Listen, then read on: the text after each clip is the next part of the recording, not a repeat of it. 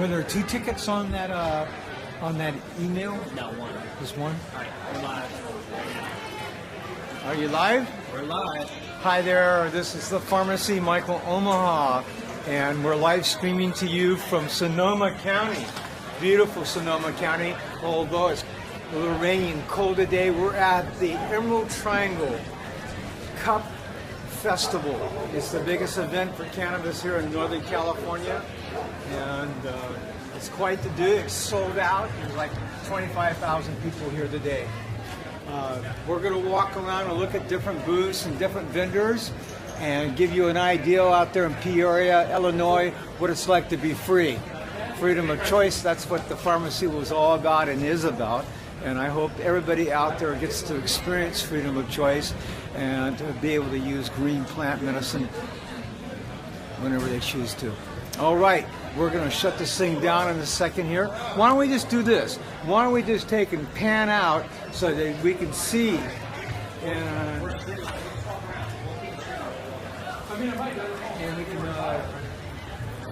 we can check things out as we're going along here. Yeah. I don't want our streets to be so long that they're boring.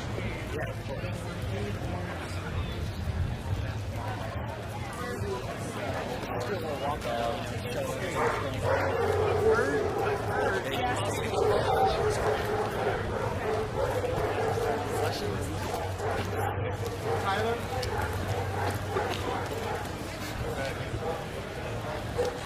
All right, what's it say up there? Cultivation stage. Healing Harvest Farms cultivation stage. All right, and then what do you think they're going to do in there? If I had to take a guess, cultivation. Let's go check it out. So it looks like they're teaching everywhere. So we're going to walk in here and maybe they got a little teaching class going on. Let's be flies on the wall.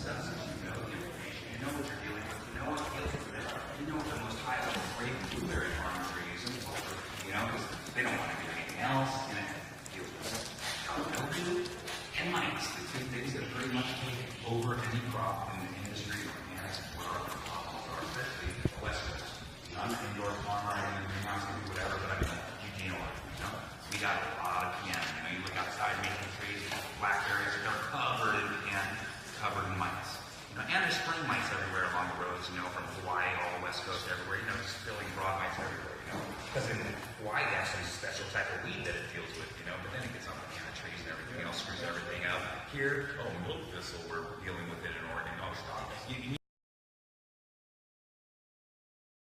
They're dealing with cannabis, and you want Syngenta to profit and get huge, and they got the bugs and the pesticides to deal with these things that they created. So, welcome to Monsanto.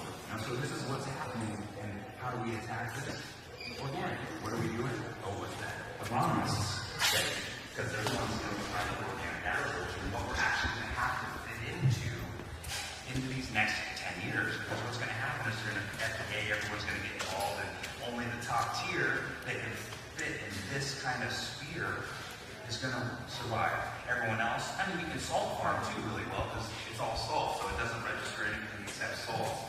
But on organic level, you can't deal with it anyway, so it's going to be highly strictly regulated, but what's not regulated is organic USDA certified materials that are allowable across the board, FDA and the EPA. So I want to add one thing to this. It's that the other part of this holistic pest management is you, the individual, and how these solutions need to tailor fit your needs. For me, I can't use sulfur. I love the product. I know it's a phenomenal product. But as a CO2 manufacturer, and we do what we call a virgin cold pressed extract, we're not coming back through and doing any winterization or ethanol. We're doing a raw press. We found that gardens that have used sulfur produce a tainted product for our purpose. Likewise with neem. I've squeezed cup-winning flowers that were sprayed with neem, and when you smoke them as flower, and you see them, the concentrations of these particles are so minuscule that it has no negative effect on the finished product.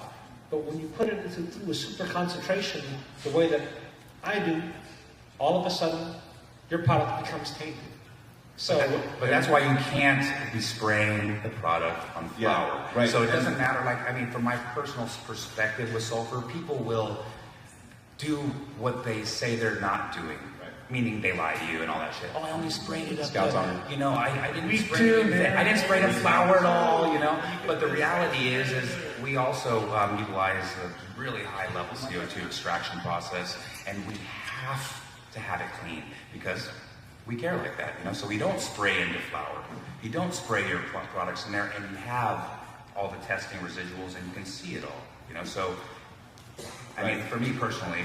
Yeah, no, and I think it's such a big way to try to exemplify the point. I deeply appreciate that truth. But I think, you know, environment is, you know, 80% of the ordeal you're working with, you know, and we all have better or less environment from what we create, whether it's indoor, outdoor, greenhouse, light depth.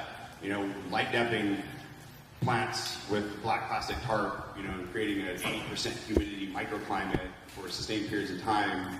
Whenever a plant's, you know, when a row is dead, that is the best, most, you know, kind of ideal environment for yeast and mold levels to proliferate. And so, you know, being that, you know, and oftentimes we're not necessarily able to control environment to the T of, you know, humidity, temperature levels to, you know, maintain and minimize any fluctuation from day to night throughout the cycle. It's like, if you can't create that, you're working against, or you're working with your environment to preventatively bring on and approach this issue.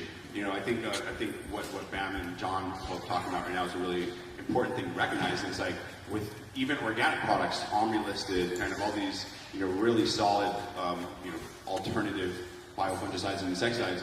Even those can be used improperly. You know, it's like, you know, again, you know, I think that such a crux of integrated pest management is kind of this methodical approach towards preventing it from the time it's early.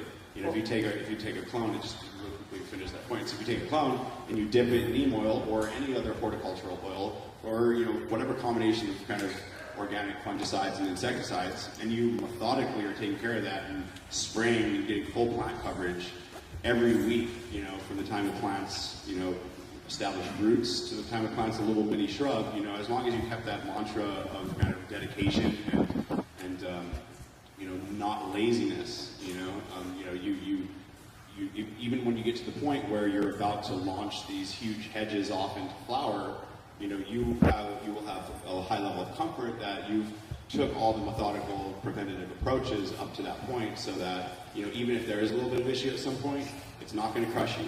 But if you were lazy and all of a sudden week 3 or 4 a flower comes along and you have these, you know, infestations breaking out, or, you know, there's, you know, high level of powdery mildew breaking out, yeah, if you spray neem or if you spray, you know, kind of biofungicides or insecticides, microbial life, or if you spray kind of, or, you know, burn sulfur or spray sulfur, it's like, yeah, these even organic products can detrimentally affect the overall quality of the end product, you know. And so I think, you know, in so many ways, it's like, you can't use this program of organics to treat, you know, if you're going to treat a plant, you have to, you know, because you have spider mites all over it, you have to spray every underside of it and the top side of every single leaf of every single plant 3 times every 3 days, you know, and, you know, if you miss one leaf, there's 1,000 more in a week, you know. And so it's like, you can't get ahead of the treatment organically unless you add 1,000 hours to your life.